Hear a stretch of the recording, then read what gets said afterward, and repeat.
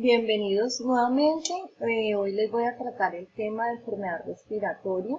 Vamos a tratar primero lo que es otitis, amigdalitis y posteriormente sinusitis.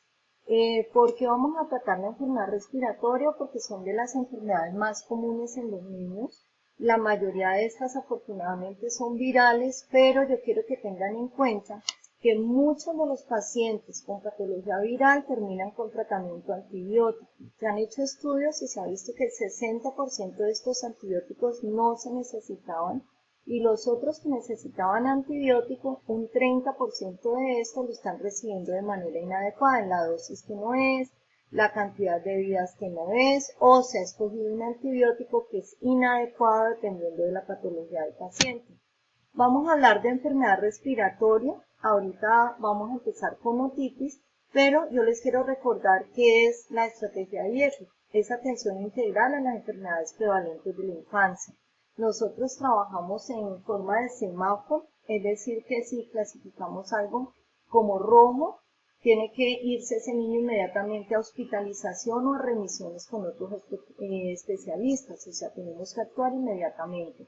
También está la clasificación amarilla, que quiere decir tenga cuidado, no suelte al paciente, hágale seguimiento, y verde es el que se nos va para la casa con consejería y que generalmente sé que está muy bien. ¿Qué hacemos en la estrategia de IEPI? Siempre tenemos que evaluar, entonces tenemos que observar a nuestro paciente, tenemos que tocarlo, escucharlo, tenemos que contar a veces frecuencias respiratorias, tenemos que tomar temperatura y tenemos que verificar lo que nos diga la mamá. Posterior a eso hacemos una clasificación siempre y luego determinamos según la clasificación qué tratamiento le conviene. En cuanto a otitis media, el síntoma inicial siempre es dolor. Es importante preguntarle a la mamá si creen que si al niño le duele el oído.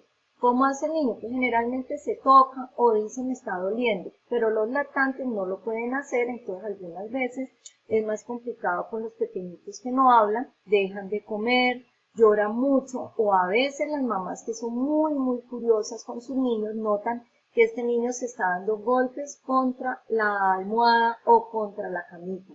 Entonces es importante ver eso. La otitis media es una patología muy común. Se dice que el 90% de los niños antes de los 5 años van a tener un episodio y 30% de los niños al menos van a tener 2 episodios en este transcurso de la vida. Por eso es una de las patologías que vemos. Hay unos factores de riesgo que tenemos que preguntarle a la mamá y que tenemos que dejarlos anotados en la historia clínica. Si un niño viene a control con nosotros por una otitis, tenemos que estar pendientes de si presentan los factores de riesgo. Unos son personales y otros son del ambiente. ¿Personales cuáles serían? Pues que sea de sexo masculino, los niños tienen más posibilidades de hacer infección respiratoria que las niñas. Que viva con un hermanito que haya tenido otitis media en esos días o en días pasados. Que el niño esté asistiendo a guardería porque obviamente va a tener contacto con otros niños. Que haya un fumador en la casa del niño. Hay que preguntar porque estos niños se vuelven fumadores pasivos y esto es un factor de riesgo importante. Que no haya recibido lactancia materna o que le den tetero. Acuérdense en que la trompa de Eustaquio en los niños es diferente a los de los adultos. Es más cortica y fuera de eso está horizontal. Entonces todo lo que está en la boca pasa directamente al oído. En los adultos la trompa de Eustaquio se alarga y se vuelve vertical, entonces es muy difícil que lo que uno tenga en la boca pueda pasar a causar una patología en la zona del oído. Esto, ante todo, son los factores de riesgo más importantes, pero habrían otros factores como tener una enfermedad de base, estar intubado mucho tiempo en una unidad de cuidado intensivo, pero lo que nosotros vamos a ver es la otitis media manejada desde el punto de vista del niño que no está hospitalizado ni tiene una patología de base. Entonces, ya vimos que el signo principal es dolor, preguntamos a la mamá si tiene dolor, si nos dice que sí, le preguntamos si el oído está supurando, porque ya cuando supura se ha liberado la presión a nivel del tímpano y deja de doler. Siempre preguntamos hace cuánto tiene los síntomas, si es la primera vez o ya los ha tenido antes, porque tenemos que determinar si es una otitis media, dependiendo del tiempo, si la duración de los síntomas van hasta 14 días, O si es una otitis recurrente, acuérdense que recurrente en pediatría son 3 episodios en los últimos 6 meses o 4 en el último año. ¿Qué tenemos que ver? ¿Cómo luce el niño? ¿Está muy tóxico? ¿Tiene algún factor de riesgo? ¿Tiene alguna banderita roja que me haga sospechar a mí que tengo que mandarlo directo a hospitalización? Banderas rojas de AIEPI globales, ¿cuáles son? Que el niño tenga alteración del estado de conciencia, que no pueda recibir vía oral en ningún momento, que haya convulsionado o que esté vomitando todo. Y específicamente para otitis, la banderita roja de otitis es que detrás de la oreja, en esta zona, haya inflamación, esté rojo, esté abultado.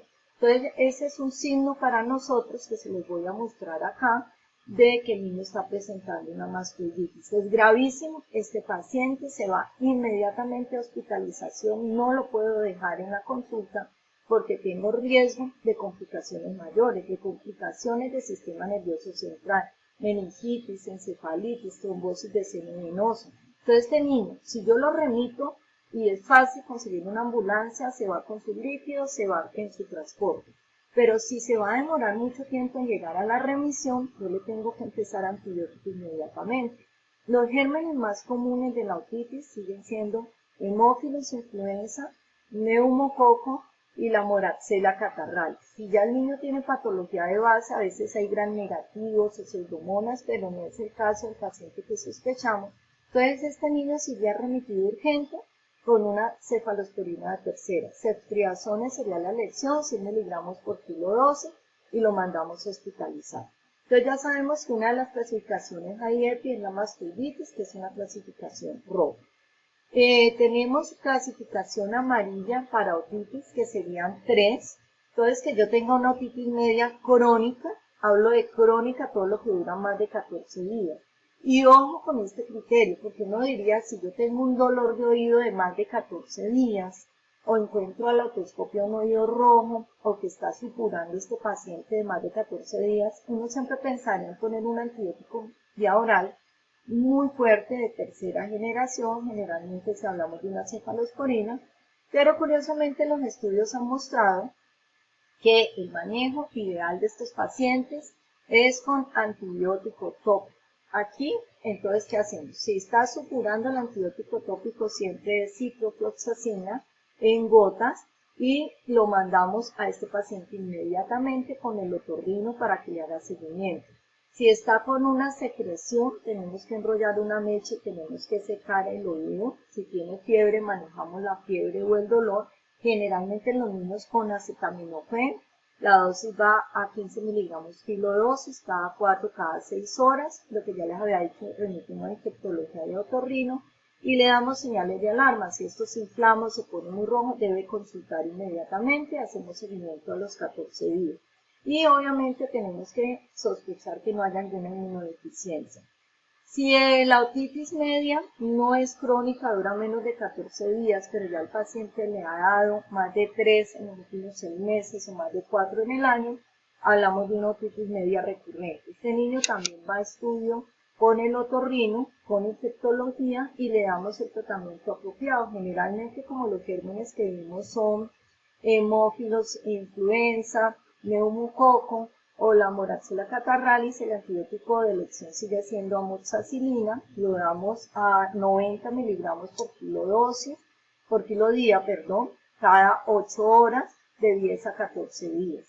Si no tenemos, si el paciente en las últimas 2 semanas ya ha recibido amoxicilina, pues podemos dar amoxicilina clavulonato, dando la dosis según la del amoxal, a 90 miligramos por kilo día, también cada 8 o cada 12 horas. Si el paciente es alérgico, podríamos dar también los macrólidos, podríamos ser eritromicina, citromicina o claritromicina para este paciente. Siempre estos pacientes le estamos haciendo seguimiento 2 días después de dar el tratamiento, porque nosotros sabemos que el paciente, si hay mejoría, se quita la fiebre, se quita la supuración y se quita el dolor. Los otros síntomas pueden persistir. Si el paciente no tiene una otitis media recurrente, tiene menos de 14 días con los síntomas, y nosotros cuando hacemos una otoscopia vemos el tímpano rojo o abombado, En este paciente hablamos de una otitis media aguda. Es un paciente que recibe el mismo antibiótico que ya les había mencionado. Si hay supuración, secamos el oído, manejamos el dolor y la fiebre, le damos signos de alarma y a los 2 días hacemos seguimiento con este paciente. Entonces, en la otra clasificación es verde, nos dice que el niño no tiene dolor de oído, no encontramos nada, pues en este niño no hacemos diagnóstico de otitis media y lo único que hacemos son medidas preventivas, tratamos de ver todo lo que son los factores de riesgo.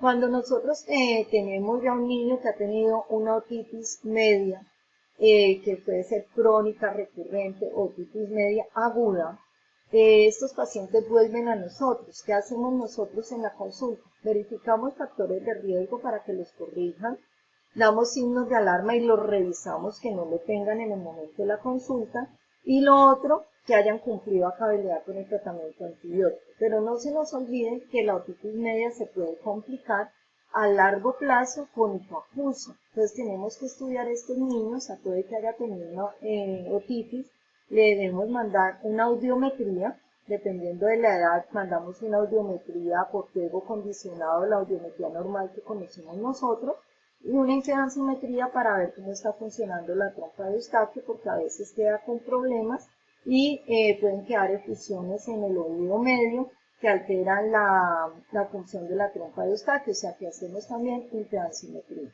Listo, esto era lo que les iba a comentar sobre la otitis.